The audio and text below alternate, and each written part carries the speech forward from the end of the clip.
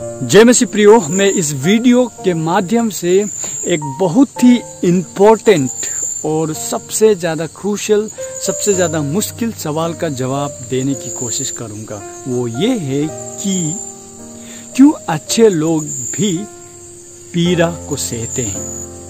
क्योंकि प्रियो, ये सवाल जाहिर सी बात है कि हमारे मन में ये सवाल आता है कि हम विश्वास करते हैं परमेश्वर को, हम प्रार्थना करते हैं, हम उपवास करते हैं, हम वचन के अनुसार चलते हैं, तो फिर भी क्यों विश्वासियों को कैंसर होता है, क्यों विश्वासियों के जीवन में दुर्घटना आता है, क्यों विश्वासी कंगाल हो जाता है, क्यों विश्वासियों को नुकसान का सामना करना पड़ता है, क्यों विश्वासी को अकेले रहना पड़ता है, क्यों विश्वासी को लोग सताते हैं, क्यों विश्वासी को लोग मार डालते हैं। दुनिया में इतना सारा बुरा जो मासूम लोगों के ऊपर में होता है, ये सारी चीज़ें क्यों?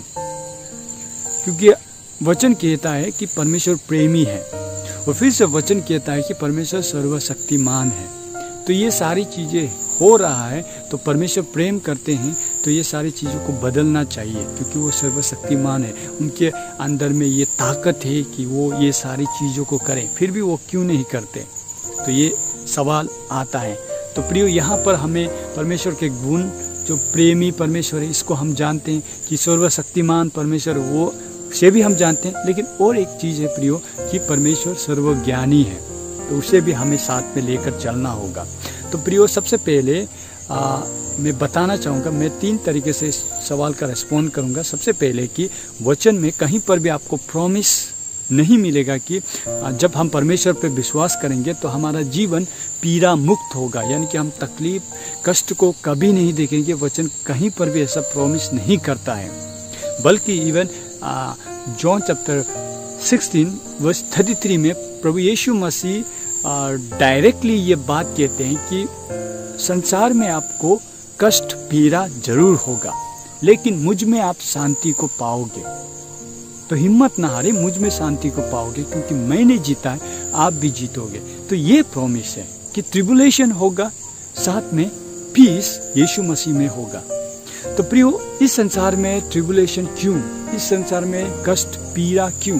क्योंकि प्रियो, ये संसार जो है क्रस्ट और फॉलन है। वचन कहता है book of Roman chapter 8:20 following में कहता है कि इवन सारे सृष्टि पीड़ा से परमेश्वर के प्रति देख रहे हैं, रिडेम्पशन के लिए, अपने इस शरण, इस सफरिंग से मुक्ति के लिए। हमारा ये शरीर भी अभी तक पूरी तरीके से आजाद नहीं हुआ उस कर्ज से जो आदम और ईव के परमेश्वर के वचन ना मानने के कारण इस पृथ्वी में आया। यानी कि फॉलन स्टेट का मतलब होता है कि डिग्रेड हो गया, यानी कि परमेश्वर का स्टैंडर्ड से पूरी तरीके से गिर गया।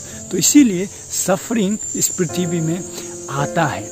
और दूसरा प्रियो, कि कभी कभी हम अपने चॉइस के द्वारा, यानी कि अपने चुनने के द्वारा भी हम सफरिंग को लेके आते हैं। क्या होगा अगर मैं दिन में 20 सिगरेट पीऊं और आखिर में जाके मुझे लंग्स कैंसर हो जाए और मैं परमेश्वर से सवाल करूं, परमेश्वर क्यों, ऐसा क्यों? वचन कहता है लाइफ एंड डेथ, ब्लेसिंग और कर्स, अच्छा और बुरा आपके आगे है। तो परमेश्वर चाहते हैं कि सही को चुने, अच्छे को चुने, ना कि बुरा, गलत और मौत, ये सारी चीज़ों को। तो कई बार हमने वचन में देखा कि ऐसे व्यक्ति होते हैं जो गलत चुनने के द्वारा अपने जीवन में सफरिंग, पीड़ा को लेके आते हैं। इवन नेशन इजराइल भी परमेश्वर का आज्ञा नहीं मान के गलत कामों को करने के कारण, परमेश्वर के बात को ना मानने के कारण उनके जीवन में भी सफरिंग आया। तो तीसरा प्रियो, कि सफरिंग जो है परमेश्वर हमारे भलाई के लिए भी इस्तेमाल करते हैं। यानी कि sometime God allows, permits suffering in our life, ना हमें नष्ट करने के लिए नहीं है, हमें बर्बाद करने के लिए नहीं, बल्कि परमेश्वर ताकि और करीब हमें लेके आए, उसके करीब। क्योंकि सफरिंग में हम परमेश्वर के बहुत करीब जाते हैं। जिस तरह से वचन रोमन्स चैप्टर 8:28 में कहता है कि सभी बातें परमेश्वर हमारे भलाई के लिए उत्पन्न करता है जो उन्हें प्रेम करते हैं और उनके द्वारा बुलाए गए हैं। सफरिंग के द्वारा जिस तरह से एक सोने को, वचन कहता है, शुद्ध किया जाता है, कभी कभी परमेश्वर हमें भी आग के भट्टी में भेज देता है ताकि हम और बेहतर हो जाए। जो हमारी जो नेचुरल सिंफुल टेंडेंसीज है वो हटे और हम प्योर हो जाए और प्रीशियस हो जाए। तो इसीलिए परमेश्वर सफरिंग को इस्तेमाल करते हैं। आप देख सकते हैं यीशु मसीह के जीवन में भी सारे सफरिंग को लेकर परमेश्वर यीशु मसीह गए। हम कल्पना भी नहीं कर सकते प्रभु यीशु मसीह इतने सारे सफरिंग को उन्होंने सहा।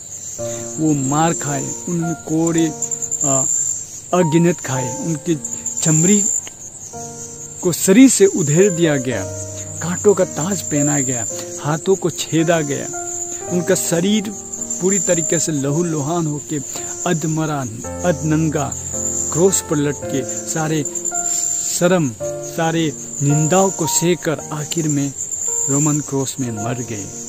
तो उसी मरने के कारण हमारा उद्धार हुआ और 3 दिन बाद में जी उठे। तो ये सारी बुराई को परमेश्वर ने भलाई के लिए इस्तेमाल किया। उसी प्रकार हमारा लाइफ का सफरिंग को भी परमेश्वर एक मैसेज दे सकता है, उसका ग्लोरी हो सकता है। बहुत सारी चीज़ों में परमेश्वर हमारी सफरिंग को इस्तेमाल कर सकता है हमारे बेहतरी के लिए और उसका महिमा के लिए। प्रियो, यीशु मसीह का इतना वर्स्ट सफरिंग से हमारा सल्वेशन आया, ये वर्स्ट सफरिंग से हमारा रिडेम्पशन आया, स्वर्ग का हमारा रास्ता खोला, परमेश्वर का वो प्लान था। उसी प्रकार से कई बार हमें सफरिंग में परमेश्वर मजबूत करता है, हमें ताकत देता है, हमें और भी बेहतर बनाता है परमेश्वर। क्योंकि हम जितना विश्वास को यूज करेंगे उतना ही हम मजबूत होते जाएंगे। जिस तरह से हम जितना जिम में जाके एक्सरसाइज करते हैं उतना ही हमारा बाजुएं, हमारा मसल्स ताकत होता है। क्योंकि जब हम ताकत लगाते हैं, मसल को इस्तेमाल करते हैं, तो हमारा मसल टूटता है और नया बनते जाता है। ये साइंटिफिक लैंग्वेज है। क्योंकि बायोलॉजिकली कहते हैं कि जिस शरीर का अंग को हम इस्तेमाल नहीं करते वो मर जाता है। यानी कि मैं अपने हाथ को 1 साल तक इस्तेमाल ना करूं कि ऑटोट्रोफ्स हो जाता है, यानी कि self dying because of not using it. तो उसी प्रकार से विश्वास को इस्तेमाल करने के लिए हमें सफरिंग के थ्रू भी जाना पड़ता है। तो उसको परमेश्वर भलाई के लिए इस्तेमाल करता है। तो प्रियो, हमारा उद्धार नहीं हो सकता कंफर्ट जोन में आराम से रहकर। कभी भी हमारा विश्वास आगे नहीं बढ़ेगा। स्पिरिचुअली हम कभी ग्रोथ नहीं करेंगे। इवन फिजिकल ग्रोथ भी पॉसिबल नहीं है कंफर्ट जोन में। इंटेलेक्चुअल ग्रोथ भी पॉसिबल नहीं है कंफर्ट जोन में। तो इसीलिए परमेश्वर कई बार हमें सफरिंग के थ्रू हमें बेहतर बनाते हैं और भी मजबूत और भी ताकतवर बनाते हैं और हमें ग्रोथ देते हैं, हमें प्रोग्रेस देते हैं। तो इसीलिए हम ये सवाल कभी नहीं कर सकते कि परमेश्वर सफरिंग को क्यों अलाउ कर रहा है। हम कल्पना भी नहीं कर सकते परमेश्वर ऐसी योजना बनाता है। तो इसीलिए हम समय में सीमित रहने वाले कभी भी ये सवाल परमेश्वर को नहीं कर सकते कि क्यों ऐसा है। वचन कहता है कुछ चीजें हमारे समझ से अनजान रहेंगे, परमेश्वर के पास ही रहेगा वो चीज। तो प्रियो, बिग पिक्चर जो है परमेश्वर के हाथों में होता है।